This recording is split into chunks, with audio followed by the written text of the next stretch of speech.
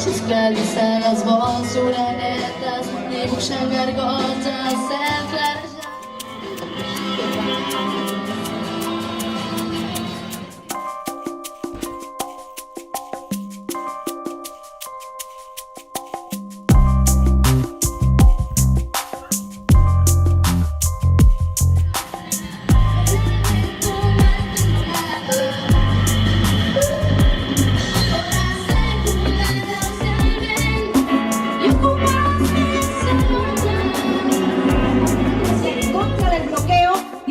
De los 5. Y yo repito, ¿qué le decimos al bloqueo?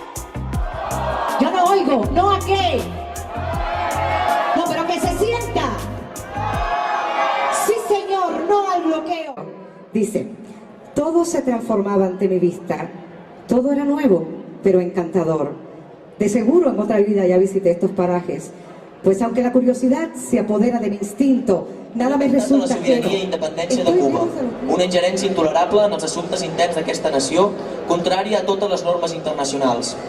Un agreujament del bloqueig il·legal, que els Estats Units de l'Amèrica del Nord han anat imposant des de 1962 a l'illa, de tota la població cubana i especialment d'aquells que van emigrar legalment, als quals se'ls penalitza i se'ls posa...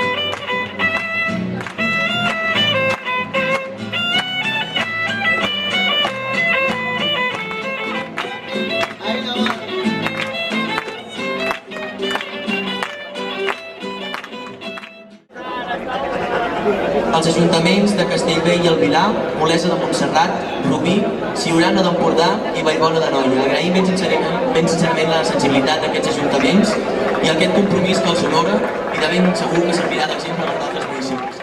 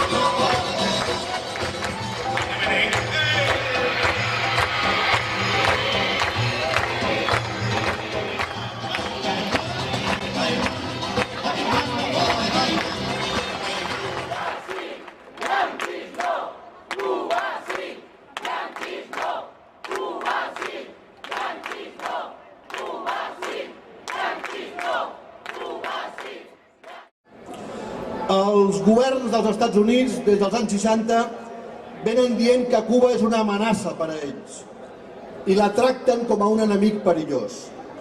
Fa més de 40 anys que dura el bloqueig més llarg de la història. Però qui amenaça aquí? Des de l'any 59.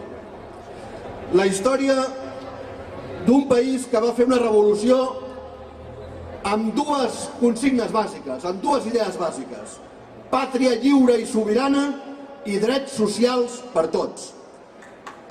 Això és lo bàsic. La revolució cubana volia dir això. Davant de la dependència colonial, davant del colonialisme i l'imperialisme americà, pàtria lliure i soberana, drets socials per tots. Nous valors polítics i morals. Això va encetar un procés d'alliberament nacional, antiimperialista i cap al socialisme. Però abans ja que es anés definint un model, una opció d'economia socialista, el govern dels Estats Units va començar la guerra econòmica contra Cuba. La va començar 15 mesos després del triomf de la revolució, i a l'any 60 ja el govern dels Estats Units tenia clar